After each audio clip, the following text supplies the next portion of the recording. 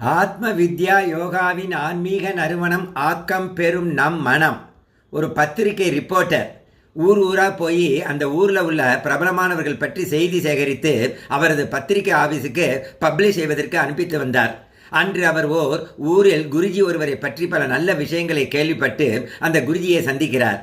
குருஜி, உங்களை இந்த ஊர் மக்கள் ஒரு பெரிய ஞானி, ஜீனியஸ், மகான் என்றெல்லாம் புகழ்கிறார்கள். நீங்கள் அவ்வளவு பெரிய ஜீனியஸா, ஞானியா என்று கேட்கிறார். அதற்கு குருஜி, அப்படியா, நல்லது, இருந்துவிட்டு போகட்டும் என்கிறார் புன்சிரிப்புடன்.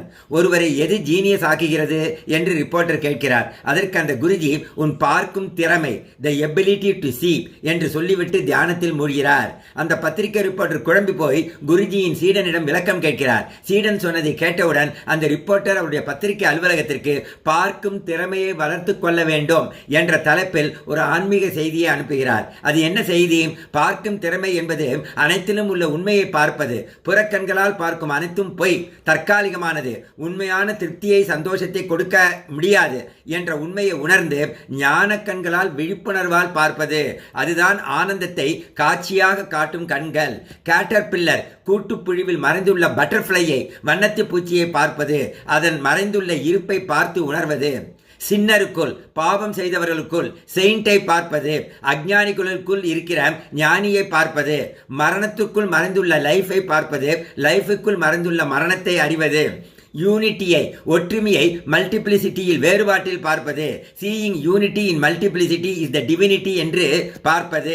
மனிதனுக்குள் தெய்வத்தை பார்ப்பது, தெய்வத்திற்குள் பூரண மனிதனை பார்ப்பது. எந்த நெகட்டிவ் விஷயத்திலும் மறைந்துள்ள பாசிட்டிவை பார்ப்பது. உலகத்தை நல்லவர்கள் நிரம்பிய சொர்க்கமாக மட்டுமே பார்ப்பது. ஒவ்வொரு மனிதனும் பகவானின் 11வது அவதாரமான மனிதன் என்று பார்ப்பது. பாலில் மறைந்துள்ள வெண்ணெய் அண்டு நெய் இவற்றை பார்ப்பது.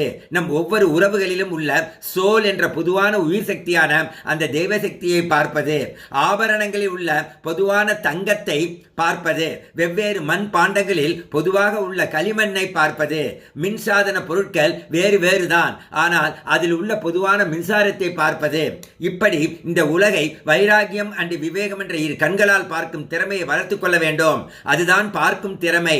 மென்டல் கேட்டராக்ட் என்பது அறியாமை. அதற்கு சத்சங்கம் என்ற கிளினிக்கில் அட்மிட் ஆகி ஸ்பிரிச்சுவல் சர்ஜரி செய்து கொண்டால் சரியான பார்வை, divine Darshan, proper right vision, தெய்வீக பார்வை கிடைக்கும். இறைவா நன்றி.